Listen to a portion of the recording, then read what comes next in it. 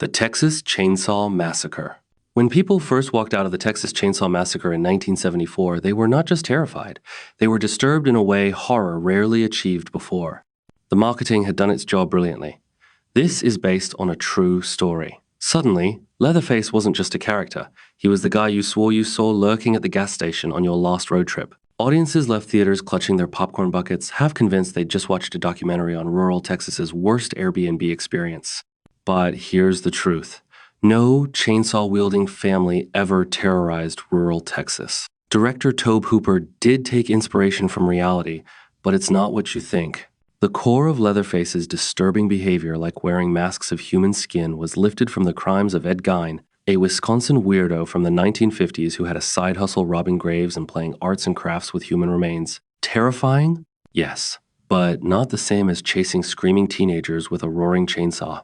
In fact, the core idea for the movie came when one day Hooper visited a mall with his wife, and the crowd in front of him made him imagine taking a chainsaw and killing every one of them. The true story label worked like a psychological trick. It blurred fact and fiction, making audiences feel unsafe even after the credits rolled.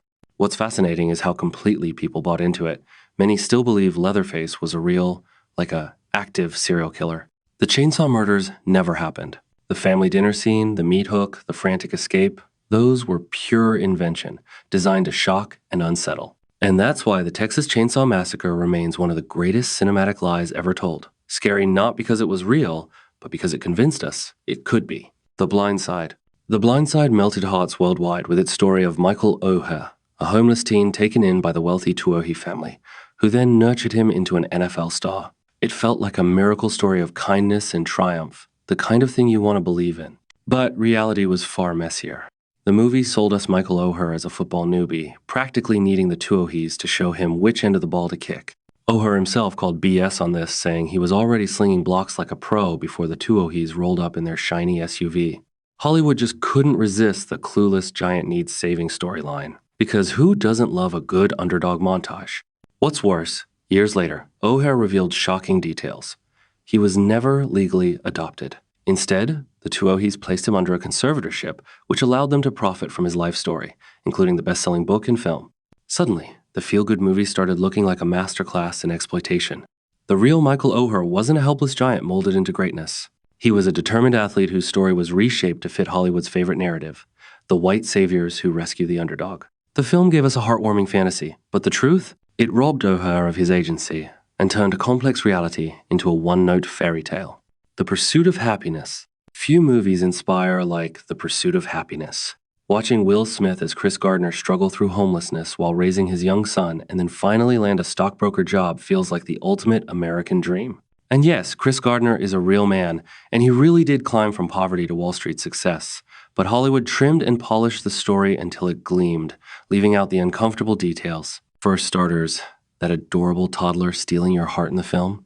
Total fiction. Gardner's son was practically a teenager during the rough times, not a tiny tyke clutching a basketball. The film made him younger to maximize emotional impact. Gardner also wasn't just an innocent victim of circumstances. His relationships and choices were way worse in real life than you think. He already had a daughter from his previous relationship, but for some reason, this part was cut out from the film. His arrest in the film seems like bad luck, but in reality, Gardner spent time in jail for unpaid parking tickets. The timeline of his rise was also stretched. Success didn't come overnight. By condensing years of effort into a montage, the film made perseverance look like a miracle. The truth? Gardner's story is inspiring, but not because it was magical. It was because it was messy, slow, and full of mistakes, just like real life. And the real-life Gardner even gave a cameo at the end of the film. The Exorcist. When The Exorcist hit theaters in 1973, people fainted, threw up, and in some cases, ran out crying. The terror wasn't just from the spinning heads and pea soup vomit. It was from the opening line, based on a true story. Suddenly, every creak in your house was a demon plotting to yeet your soul into the void. But here's the truth. The real case was much different. The story was inspired by a boy known as Roland Doe, or Robbie Mannheim, who underwent a Catholic exorcism in the late 1940s. Witnesses claimed strange events occurred like beds shaking, objects flying. But most of it was, my cousin's friend's uncle said so. Kind of gossip, not exactly court-admissible evidence. The movie cranked everything up to a certain level. Roland didn't twist his head 360 degrees. He didn't crawl backward down the stairs like a spider. Oh, and get this. Roland wasn't even a girl. The filmmakers swapped him out for Regan because, apparently, possessed underage girls sells more tickets. In reality, many think Roland was wrestling with psychological trauma, not Satan's possession. Yet, by slapping on true story, the movie planted the seed of fear so deep that people still debate whether demons are real. The Exorcist became a cultural juggernaut not because demons were real, but because Hollywood sold the sizzle with a side of, this could totally happen to you. And we believed it could happen. Catch me if you can. Leonardo DiCaprio as Frank Abagnale Jr. made con artistry look thrilling, romantic, even heroic. The movie claimed Abagnale was a teenage genius who successfully posed as a pilot, doctor, and lawyer, outsmarting the FBI at every turn. It was so outrageous it had to be true, right? Well, not exactly. Much of Abagnale's tale comes from Abagnale himself. Over the years, journalists and investigators discovered that many of his wildest claims were exaggerated or outright false.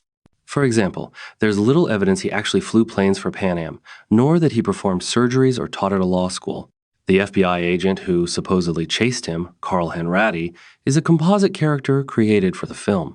In reality, Abagnale spent more time in jail than outsmarting authorities. The movie transformed a con man into a charming legend, but in doing so, it played into the greatest con of all, letting Abagnale shape his own myth. What got it wrong wasn't just the facts. It was the idea that his lies were glamorous, when in reality, they were much smaller, much pettier, and far less cinematic. The real con? Letting Frank write his own legend, and we all fell for it. Green Book. Green Book won the Oscar for Best Picture, but it quickly became one of the most debated true story films in recent memory. On screen, we see Tony Lip Vallelonga, a tough Italian-American bouncer, driving Dr. Don Shirley, a brilliant black pianist, through the segregated South in the 1960s. The film frames it as a story of friendship overcoming racism. Sweet, right? But the real Don Shirley didn't agree. His family publicly criticized the movie, calling it full of inaccuracies. The biggest issue was how the film portrayed Shirley as isolated, uptight, and disconnected from black culture. In reality, Shirley had a close relationship with his family and community. The movie also painted Tony Lip as the heart of the journey, downplaying Shirley's dignity and resilience. Even the central friendship was exaggerated. They were cordial, but not lifelong best friends as the movie suggested.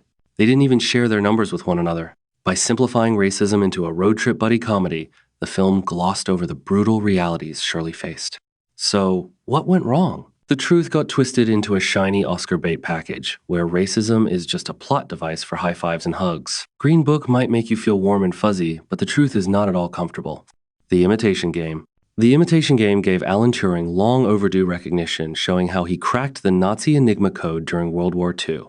Benedict Cumberbatch played him brilliantly, but the movie bent facts for drama. For one, Turing didn't work alone with a ragtag team of outcasts. There were thousands of mathematicians, linguists, and engineers involved in the effort. The film also invented conflicts with his colleagues, making him seem more isolated and eccentric than he really was. One of the biggest inaccuracies was the suggestion that Turing had to keep his homosexuality secret only after the war. In reality, many close to him already knew. The film also implied he was blackmailed into silence about Enigma, when in truth, the whole project was classified for decades. And Joan Clark, played by Keira Knightley, was given a much larger romantic subplot than what existed. The real tragedy of Turing's life was already powerful, persecuted for being gay despite helping win the war, but Hollywood added artificial tension. The truth was extraordinary enough.